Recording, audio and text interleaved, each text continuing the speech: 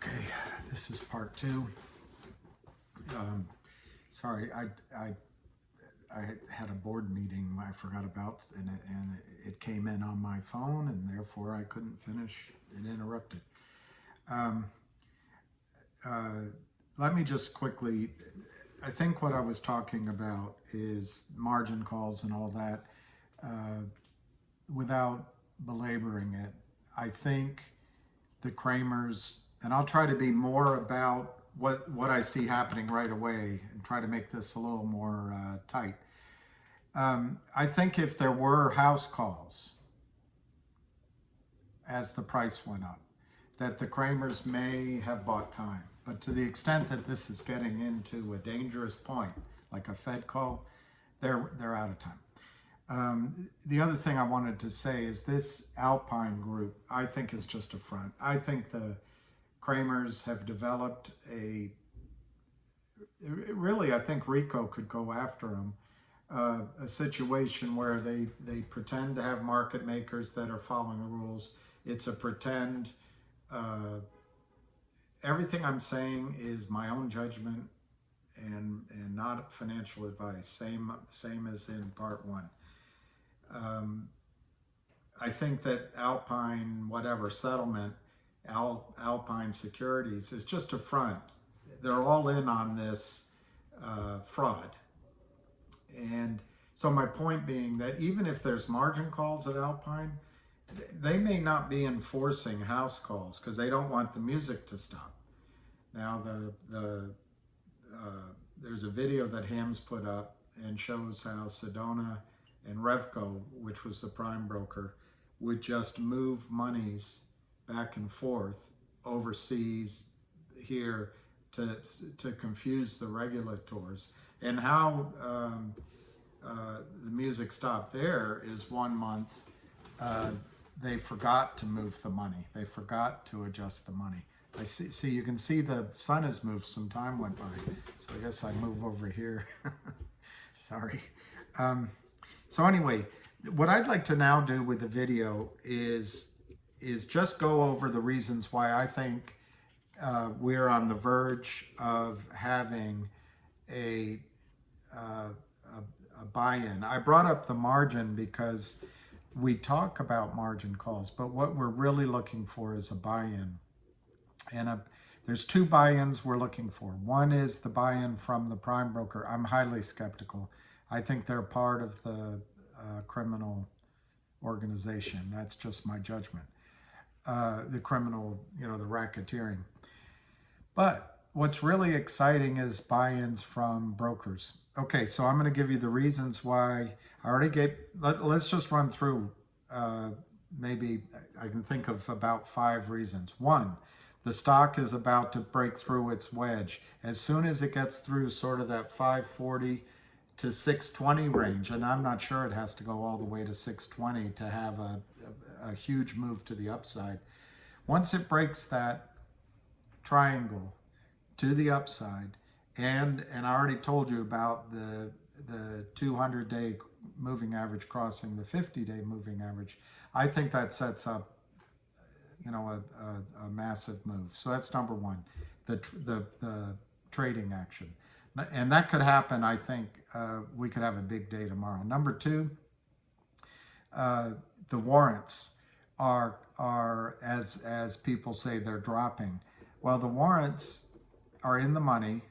So the warrants have, and I'm not going to go through explaining warrants because I'm going to try to keep this short, but warrants are essentially a contract that allows the holder of the warrant to exercise at 275 to buy shares, 1 per warrant, while the stock is trading at 522 or higher.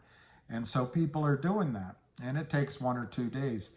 The first few exercises, the brokerage firms that are pretending to own warrants are going to be able to handle. But as it gets more and more people exercising, they're going to have to go out in the open market. They're going to call the other side, the counterparty of a lot of their trades, and say, I need the shares. I need delivery. I need delivery of those shares. So you could start seeing buy-ins happen at a Fidelity or at a Merrill or whatever, or at a Raymond James, wherever delivery has been delayed and promised because that firm is being asked to exercise warrants and they just have to cover. They could also just be buying shares in the open market. They may end up giving you shares, ask you to send in the 275 per share, and then put shares in your account. Now they're not going to want to commit outright fraud and put a fake share in. They're they're going to go buy, and so these are really positives that are happening. It's something that I think could start showing its impact as soon as tomorrow. The third thing is, as I mentioned just on the last call, the margin could have been just, the house call, and it could have taken a few days. But I think come tomorrow or the next day or Wednesday, it's going to get pretty serious for the Kramers to come up with real money for the money the Kramers are losing. You can do all sorts of arithmetic if you want to, but they're now failed to deliver, phantom shares, naked short. It looks like on a conservative basis, 160 million shares. So let's just lower that to 100 million, and let's just lower the average price they've received maybe to 75 cents to $1. They've have paper losses in the 400 million to half a billion range as we're talking, and if the stock goes to 11, they're well over $1 billion in paper losses. You think you're having a weekend of what would be an anticipation maybe or excitement. Kramers are having a weekend of real anxiety. But I don't know anybody on Wall Street, any trading desk, that would accept a paper loss of $1 billion or close to $1 billion, one, without asking for more margin, or two, without covering it. And as much as Alpine Capital or Alpine Securities, whatever, it could be on their side, I think the pressure is going to be on the Kramers imminently, like tomorrow or Tuesday, to bring in money or to buy in. And to the extent that the stock moves to $10, $11, $13, which is where I would see the movement happen in the short run, and then on its way to 21, and then on its way to 34, and then 55, and higher. I think these are the numbers. I think there's going to be a buy-in required by that.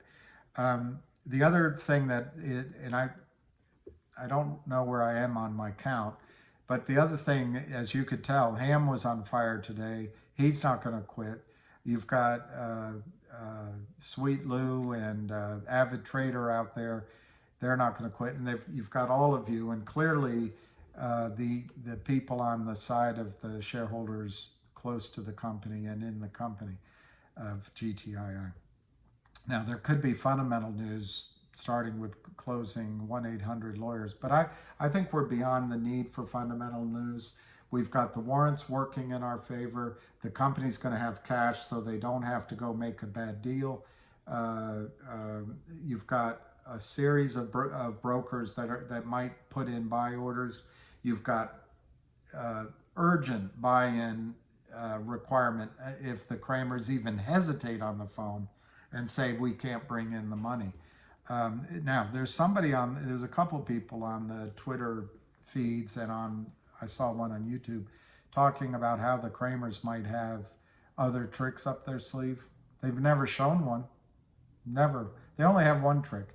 They buy quotrons or order entry systems. They rip out the buy button. They just tear it off. and then they hire a bunch of underlings and they say, your job is just to sell, just to sell. Never buy, just to sell. And then they call in orders and they sell billions of shares in each of their victims. The buying is done with the convertible notes. Well, in this case, there isn't one. Okay, so I want to just show you a couple more things, and then I'll let you get on about your Sunday. I told you about the chart in GTII, which I just think this is everything you wanted it to be. It's really healthy to settle in and take some time, because anything parabolic, you know, what goes up must go down. But that's not my department, says Werner von Braun. So it's going to go up, it'll come down, but it's good that it's building a base. And if it had launched now, I don't think we would have gone as high. So we've got 160 million shares to cover minimum. They have, I would say that's 4 times the publicly available, easily publicly available float. Call it 3 times. This thing is you're gonna see, once the buy-ins come, you're gonna see leaps in volume and leaps in price. And it'll be up to your money management style then, where you want to put in your orders. But I want to show you at least 1 or 2. I'm not going to show you, I'm just going to read you. For example, this Chinese company, HKD, that when it was actually going public, it came, there's ads. I'm just using stock charts quickly. It came, I'm not going to be able to tell you the price, and I'm not going to waste time looking it up, but it looks like it came public roughly in the $5 range. But in the course, okay, that was mid-July, I would say July 17th. And by August, I'll say August 2nd, I'm just extrapolating. It went as high as, in a spike, $2,600. Now, there was a lot of volume as it went up. From 5, it went to 25, and then it did just this little dance that we're seeing right now in in GTII, and then it had a massive day up. It looks like, again, I'm estimating, to around $75 a share, and pulled back a little bit, paused for the cause, so to speak, and then over a period of 1, 2, 3, 4, 5, 6 days, it had just huge relative volume, but just explosive moves to the upside. And the first day it didn't break back to 75. The second day it went over 75. The third day it went to, I can't read that, but I think it's 300, might be 200. And then the fourth day it went to 400. Fifth day to almost 800. And then on the 7th day, like I said, it peaked at 2,600. So that's one. Now, that wasn't strictly a short squeeze in the sense like we have with GTII, but it is what a short squeeze goes through. You've got more buyers than sellers, and they're in a scramble, and they're covering in their margin account. That's the one I really wanted to show you. I'm not sure I'm going to be able to find information on the couple of others, and I'm going to cut this short. I was going to talk about Commodore Vanderbilt, but I'm going to skip that. But my point is, there are examples, many examples, I'd say dozens, where short squeezes go to numbers that you just can't believe. And in my opinion, this situation could be one of the 10 biggest, if not the biggest, short squeezes of all time, because it's over the counter. They can't stop the buying, and there's no way to hedge this, and it's just so massive. Right now, you've got everyone lying to themselves, and the Kramers think they're hot stuff. but they're just dealing in their comfort zone. They're dealing with Alpine Securities, who's, in my judgment, part of the whole scheme. And then they have market makers who are all part of the whole scheme. Charlie Mayo's talking to the Kurt Kramer, and he trusts that. Everybody trusts each other because they've been doing it for so long. But the knock is coming on the door, whether it's from the financial markets or from the regulatory bodies.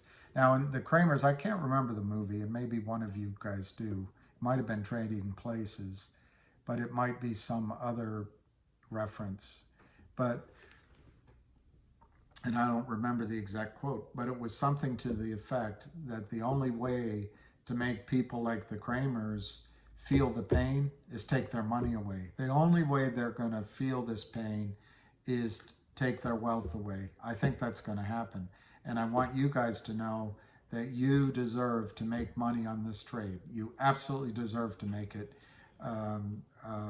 You're in it. You've been guided in it by wiser people than myself, but also by your own trust in them. So you deserve it. All right, I'm going to finish with, let me just see. I wanted to read off the 10 biggest squeezes to you, but the biggest one was Volkswagen, and AMC and GME were in there. I'm going to skip that because I want to move on, give you a short video, but I want to show you something that just absolutely burns me. But it confirms what Ham said, and it confirms what other guys have said. On earlier, just last week, there it is, October 5th. So last week, it was announced that FINRA has fined UBS $2.5 million for Reg Show violations. Well, listen to this.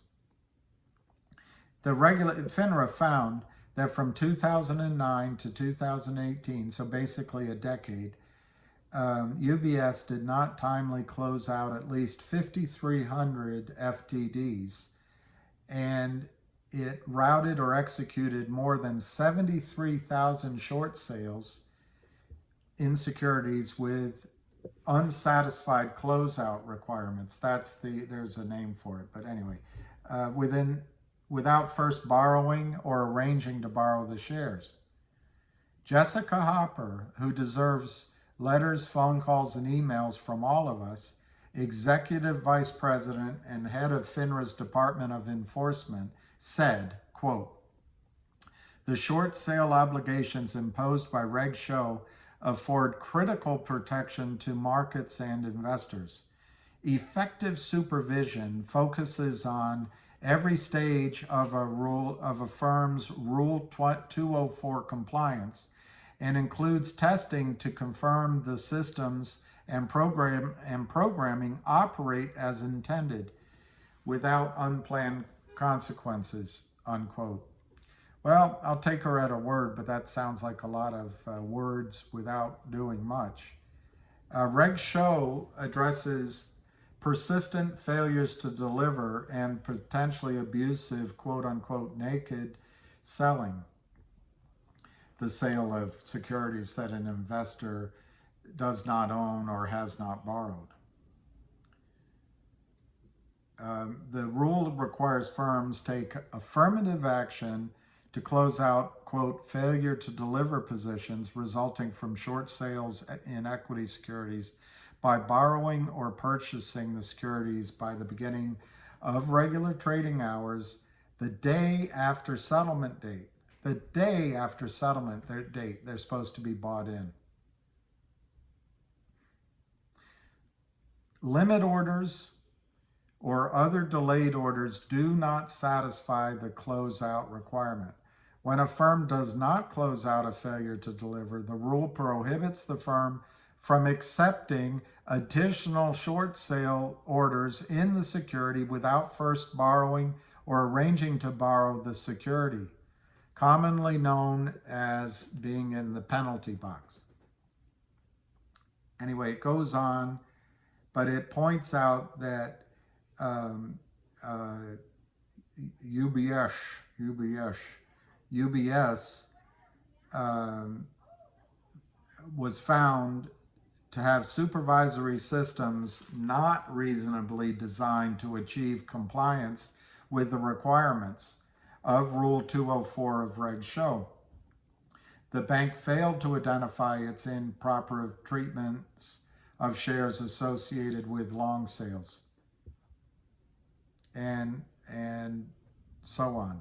Well, let me just, I should have done the arithmetic, but the penalty was $2.5 million on 73,000 short sales. Now, they don't say whether that was 73 tickets.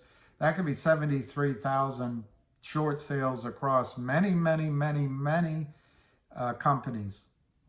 And it says 5,300 failure to deliver positions. So in my opinion, reading this, that's 5,300 companies that they had failed to deliver transactions in. Now it's possible it's just different client accounts, but it's a massive thing.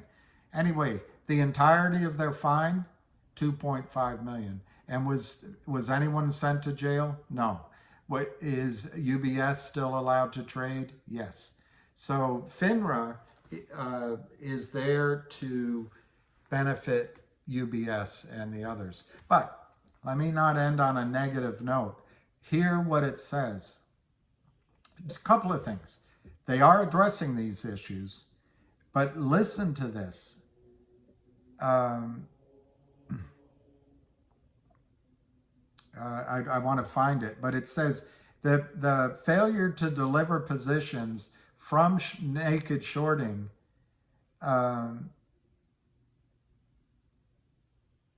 must be bought in, I'm paraphrasing because I'm wasting time, must be bought in at the beginning of regular trading hours the day after settlement date. And one thing that Ham put on the call is that truck, I don't have a picture, in front of the SEC. I was down there. Everyone was watching. The window banks are up there. That's the SEC.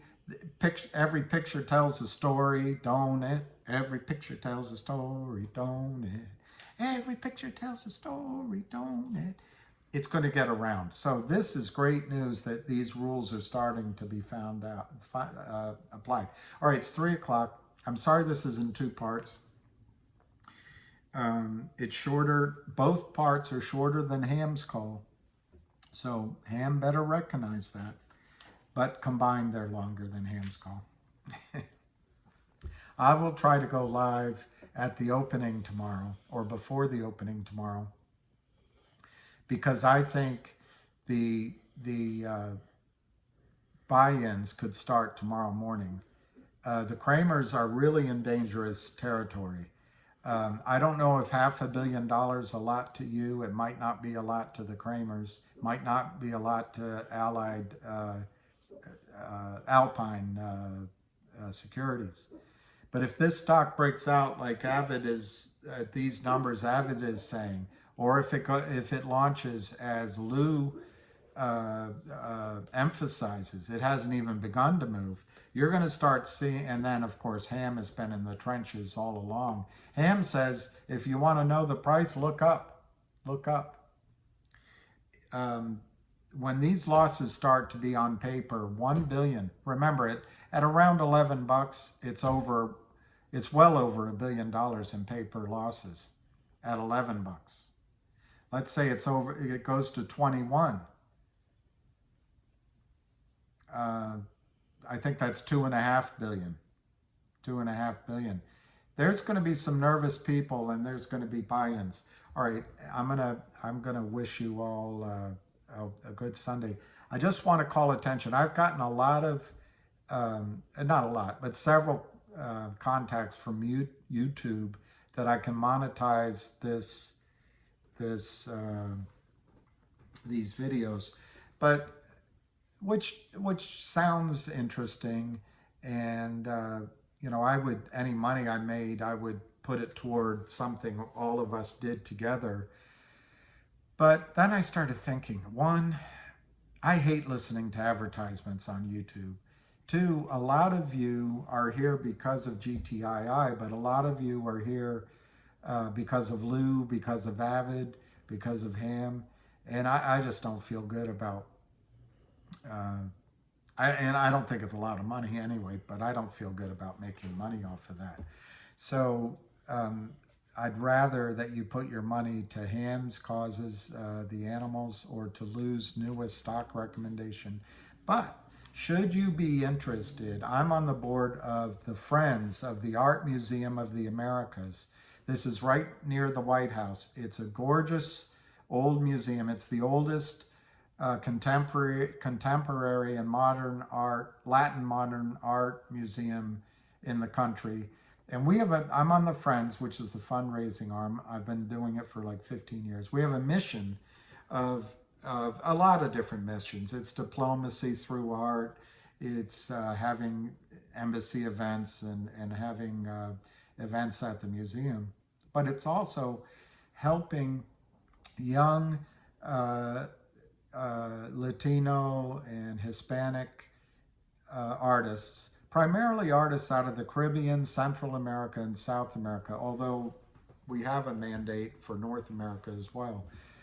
But it's such a tremendous cause in helping young people, young students, young artists get a footing here in the United States and getting their reputation launched. It's one of the most impressive organizations I've ever been involved with. It's completely underfunded. I mean, it's so shoestring because the OAS also is underfunded, but also I think even the United States doesn't pay all of its way. So if you guys like these videos, and I don't want to turn into a salesman, if you can go to www.artmuseumoftheamericas.com and then go on the left-hand side where it says Friends, it's museum.oas.org, museum.organization of American States, museum.oas.org. Anyway, down the left-hand side, there's a click for Friends. And when that pops up, there's a blue here. I don't know. If you're motivated, if you want to help create goodwill among all countries in the Western Hemisphere, I just think it's a cause that you can believe in. It's Miami, Puerto Rico, Dominican Republic, Guatemala, Mexico. I'm just trying to think. We have exhibits. Peru, we just had one. It's exhibits from different places. And one of the benefits of joining as a member is you can qualify to be a client of the credit union for the Organization of American States. And I won't belabor the point, but if Lou's even partly right, and he sings off my 15, 20-year hymn book, having some money in a credit union rather than Bank of America or Wells Fargo or one of these bigger institutions might be a shelter against the storm. Also, it's a great, I know the president of it, he's on the board, he's terrific. The other thing is, if enough of you do it and this squeezes, the museum is located about 2 blocks from the White House, and it's got a gorgeous outside area. I promise I will personally pay for a party for 5,000 people, where we'll have cigars and alcohol and music and dancing and food and Big Lou can talk and you can meet Ham and everybody can get to know each other. It'll be a great event if this runs. So, and when you're in town, you're always invited. So anyway, that was a longer pitch than I gave, but I'd really appreciate it. We have our annual meeting here in October, And, you know, even if just 10 of you signed up as a member, that would be great. But, you know, if 100 did, 200 did, that would be awesome. So I will leave it at this. I think tomorrow, I think the Kramers are on their last legs. I think we got to squash them and we can't let up. Remember, the best way to make a sociopath or a narcissist or someone disconnected from the pain they are inflicting on others is to take their money away, take their wealth away, take their security away. And that's what you're going to do. And remember that you deserve every bit of the profit you make in these trades. You deserve it. And don't doubt that for a minute. So I really wish all of you happy trading in these stocks, courage. But remember, in midstream, you got to react to your trading plan, take money off the table, but I think it'll be at higher prices. So I really wish you all bon chance and good luck in Spanish. I can't think of it. And I can't think of it. So I wish you good night and good evening. And I can't wait for 9:30 tomorrow. Can you? Cheers.